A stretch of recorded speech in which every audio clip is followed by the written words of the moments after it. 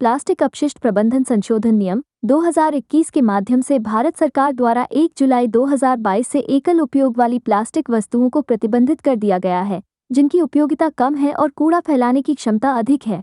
आप सभी को मालूम होना चाहिए कि इन दिनों जो प्लास्टिक आप और हम यूज कर रहे हैं, जिसे सिंगल यूज प्लास्टिक कहा जाता है, वो हमारे लिए कितना घातक है।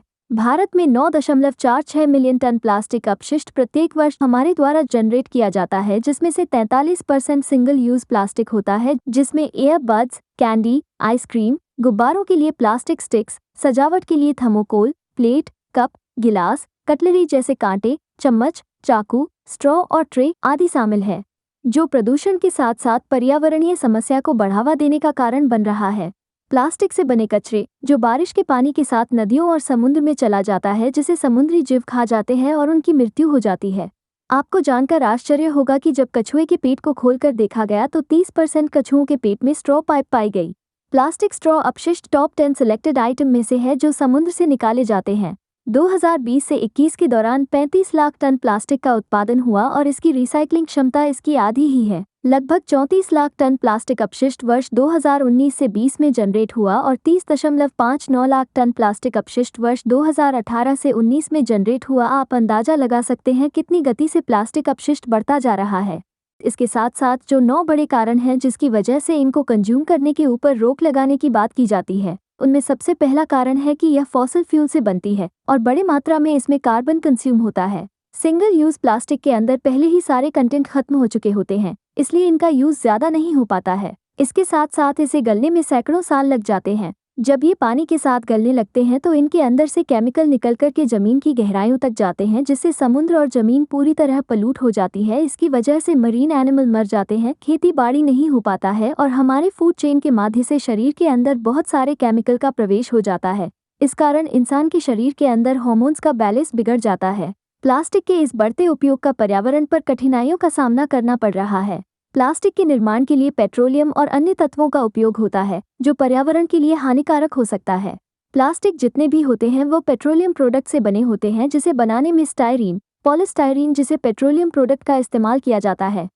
पॉलीमराइजेशन की प्रक्रिया से पॉलीथीन का निर्माण होता है और पॉलीथीन से प्लास्टिक बैग का निर्माण किया जाता है। जब भी किसी पॉलीमराइजेशन अभिक्रिया को कराया जाता है तो उसमें कुछ इस प्रकार के उत्प्रेरक डाले जाते हैं जो कि चेन रिएक्शन कराने वाले होते हैं।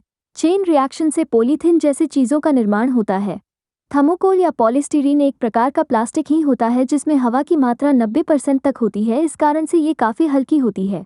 थर्मोकोल के प्लेट में खाने से प्लास्टिक का अंश आसानी से भोजन के साथ मिल जाता है और वो केमिकल जो कि पॉलीमराइजेशन के लिए इस्तेमाल होता है वो घुलित अवस्था में हमारे शरीर में पहुंच जाता है। परिणाम उसका ये होता है कि हमारे शरीर के अंदर उसकी वजह से कई सारी कोशिकीय विभाजन की प्रक्रिया शुरू हो जाती है और कैंसर की हमारे शरीर में शुरुआत हो जाती है। सरकार का प्लास्टिक पर रोक लगाने का निर्णय एक महत्वपूर्ण कदम है। सरकार द्वारा लोगों को प्लास्टिक के विकल्पों के बारे में जानकारी प्राप्त करने और उन्हें अपने दैनिक उपयोग में शामिल करने के लिए प्रोत्साहित किया जाना चाहिए। नए और पर्यावरण के साथ अनुकूल उत्पादों का निर्माण करने वाले उद्योगों को समर्थन देना चाहिए ताकि वे प्लास्टिक के उपयोग के अल्टरनेटिव तकनीकों को विकसित कर सकें। सरकार को प्लास्टिक प्रदूषण को कम करने के लिए सख्त नीतियां बनानी चाहिए। प्लास्टिक प्रदूषण को कम करने के लिए प्लास्टिक की रिसाइकलिंग को प्रोत्साहित करना और प्लास्टिक के विकल्पों को बढ़ावा देने की जरूरत है। दुनिया के बहुत से देशों ने ऑलरेडी सिंगल यूज प्लास्टिक पर बैन कर दिया है। लगभग 7 देश ऑलरेडी सिंगल यूज प्लास्टिक पर बैन कर चुके हैं। केन्या ने वर्ष 2017 के अंदर ही सिंगल यूज प्लास्टिक पर पूरी तरह बैन लगा दिया था। फ्रांस में 2016 के अंदर यह कारनामा कर दिया था। साउथ कोरिया के अंदर तो इसका उपयोग करने पर $2,700 का फाइन भी लगाया जाता है। 2002 के अंदर प्लास्टिक बैग को बैन करने वाला बांग्लादेश पहला कंट्री था। मोरक्को ने अनाउंस किया कि वो 2016 के बाद प्लास्टिक का इस्तेमाल नहीं करेगा।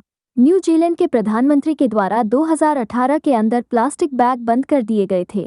प्राकृतिक विकल्प होने के बावजूद हम प्लास्टिक और थर्मोकोल का उपयोग करते हैं जो हमारे शरीर में प्रवेश कर कैंसर का कारण बनते हैं। हम एक कृषि प्रधान देश हैं और हमारे पास कृषि अवशेषों की कोई कमी नहीं है जिन्हें हम बेकार समझकर जला देते हैं, जिससे प्रदूषण होता है। कुछ एनजीओ और स्टार्टअप कृषि अवशेषों से विभिन्न प्रकार की वस्तुएं तैयार कर रहे हैं। पराली से सिंगल उपयोग वाली प्लेटें बनाई जा रही हैं, मक्के के छिलकों से कटोरियां बनाए जा रहे हैं, पत्तियों से प्लेटें बनाई जा रही हैं और गेहूं के हाय से स्ट्रॉ आदि बनाए जा रहे हैं, जो पूरी तरह हाइजेनिक है। बड़े पैमाने पर प्राकृतिक सामग्रियों के इस्तेमाल से प्लास्टिक के उपयोग को कम करने के साथ साथ ग्रामीण क्षेत्रों में रोजगार का अवसर मिलेगा। प्लास्टिक के उपयोग को कम करने की प्रक्रिया में हम सभी को जिम्मेदारी निभानी होगी और सरकार को भी सख्त होना होगा, क्योंकि प्लास्टिक प्रदूषण न केवल पर्यावरण के लिए हानिकारक है, बल्कि यह मानव स्वास्थ्य और जीवन के लिए भी हानिकारक है। प्लास्टिक प्रदूषण को कम करने के लिए हम सभी को साथ मिलकर काम करना होगा ताकि हम स्वस्थ और सुरक्षित पर्यावरण में जीवन जी सकें।